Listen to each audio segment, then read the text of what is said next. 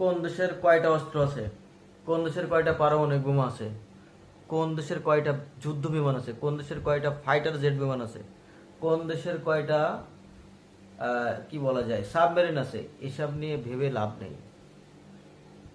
মানুষের মনুষ্যত্বই এখন বিলীন হয়ে গেছে।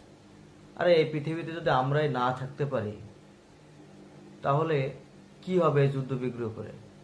এত আয়োজন, এত আবিষ্কার, অত আবিষ্কার, কত কিছুই আবিষ্কার, অথচ আমরা মানুষ মারার জন্য ব্যস্ত হয়ে পড়ছি।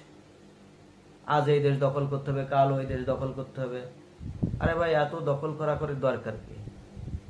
পৃথিবীটা তো আমাদেরই। আমরা যদি এখানে থাকতে না পারি বা মানুষরাই যদি এখানে বসবাস না করতে পারে তাহলে তো আমাদের এই এত কিছুর আয়োজন করে লাভ নাই। যদি পারেন কবরস্থানে গিয়ে অথবা শ্মশান ঘাটে গিয়ে ঘুরে আসুন, দেখবেন কারা কত কি নিয়ে গেছে, আরো কারা কত কি নিয়ে যাচ্ছে। কার কয়টা পারমাণবিক বোমা আছে, কার কয়টা যুদ্ধ জাহাজ আছে, সব ভেবে কোনো লাভ নেই। ধন্যবাদ সময় দিয়ে ভিডিওটা দেখার জন্য।